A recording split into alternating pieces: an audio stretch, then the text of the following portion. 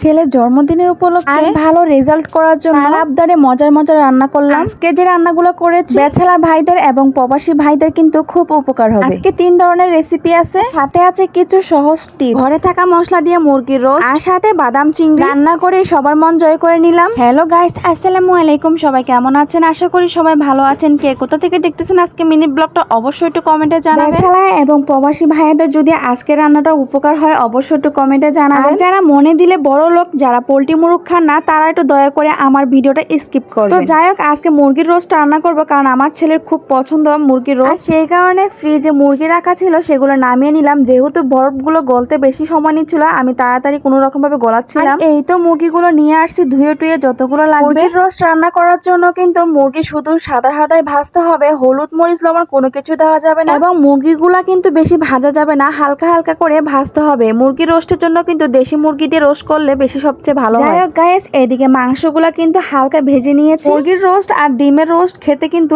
একই, আর যেহেতু আমি দুটোটাই করব তো ভাবতেছি একসাথে করে নিব। আর গাইস, এতক্ষণ যে আমি মুরগি মুরগি বলছি, আপনারা তো একবারও বলেন নাই মুরগির বদলে মাংস বলার জন্য, একটু কমেন্টে বলে দিবেন। যাই হোক, আপনারা যদি পুরো ভিডিও দেখেন তবে ভুল ত্রুটি ধরতে পারবেন। আর এইদিকে আমি বাদাম চিংড়ি রান্না করব, তাই যে কয়টা চিংড়ি মাছ লাগবে নামিয়ে নিলাম। রোস্টের জন্য কিছু বেরেস্তার প্রয়োজন, আর সেই কারণে রান্নার আগে আমি কিছু বেরেস্তা উঠিয়ে নিলাম। এখন আমি যে মশলাগুলো দিব যদি একটু ভালো করে খেয়াল করেন তাহলে কিন্তু মুরগির রোস্ট রান্না করার জন্য কিন্তু আপনিও তৈরি। তো গাইস, আমি এক এক করে বলতেছি। প্রথমত তেল দিয়েছিলাম, তেলের মধ্যে পেঁয়াজগুলো বেরেস্তা করে নিয়েছিলাম, তারপরে আদা বাটা, রসুন বাটা, জিরা বাটা, তারপর লবণ দিয়ে দিয়েছিলাম, কাঁচামরিচ বাটা দিয়ে দিয়েছিলাম। মশলাগুলো কষানো হতে হতে নিয়ে নিলাম 10 টাকা দামের দুধের প্যাকেট, 1 চামচ ঘি আর একটু পানি দিয়ে এগুলো মিশিয়ে নিব। এই পর্যায়ে সামান্য একটু হলুদের গুঁড়া আর সামান্য একটু মরিচের গুঁড়া, তারপরে বাদাম বাটা দিয়ে ভালো করে মশলাটা কষিয়ে নিতে হবে। এই রান্নার মধ্যে একটা ভুল আছে, সেটা আমি অবশ্যই ভিডিও শেষে বলে দিব। শুরু থেকে যেভাবে রান্না করেছি, যে মশলাগুলো দিয়েছি সেভাবে রান্না করলে কিন্তু মুরগির রোস্ট একদম খেতে অসাধারণ হবে। আর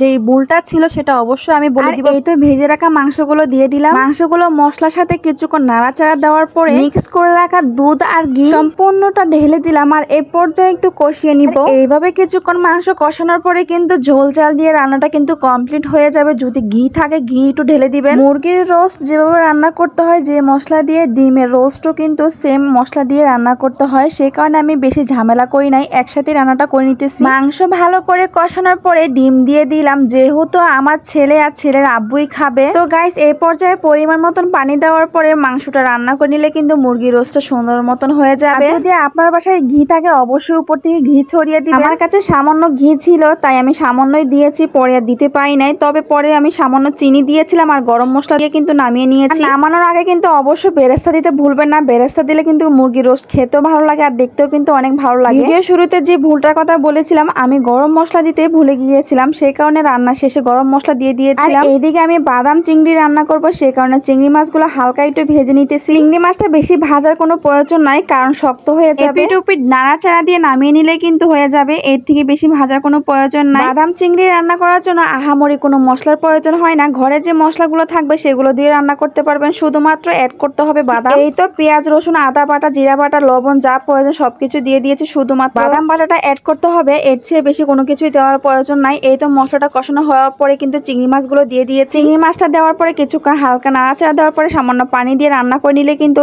বাদাম চিংড়ি হয়ে যাবে। তো গাইস, আমি ভিডিও শুরুতে বলেছিলাম আমার ছেলের জন্মদিন আর ভালো রেজাল্টের জন্য আজকে আমি ভালো মন্দ রান্না করতেছি। সেই কথাটা শুনে হয়তোবা ভাবতেছেন যে বেলুন কোথায় বা কেক কোথায়। গাইস, আমরা কোনো রকম জন্মদিন পালন করি না, শুধুমাত্র ছেলে মেয়েদেরকে সান্ত্বনা দেওয়ার জন্য কথাটা শুধু বলে থাকি। আমার ছেলের জন্ম তারিখ হচ্ছে সেপ্টেম্বরের 11 তারিখ, আর আজকে তো হচ্ছে অক্টোবরের 3 তারিখ। গাইস, আপনারা তো বুঝতে পারছেন তার জন্ম তারিখ কবে চলে গেছে। যদিও আমরা এগুলো পালন করি না, এগুলো পালন করা একদমই হারাম। আশেপাশে বা তার বন্ধু বান্ধবরা যারা জন্মদিন পালন করে হয়তোবা তাকে বলে তার ইচ্ছা হয়, সে কারণে দেখা গেছে আমার কাছে অনেক সময় আবদার করে। এই যে দেখুন তার রেজাল্ট, এই রেজাল্টের জন্য শুধুমাত্র আমি ভালো মন্দ রান্না করে দিয়েছি, তার থেকে বেশি কিছু নয়। তো যাই হোক, আজকের মতন এতটুকু। আল্লাহ হাফেজ।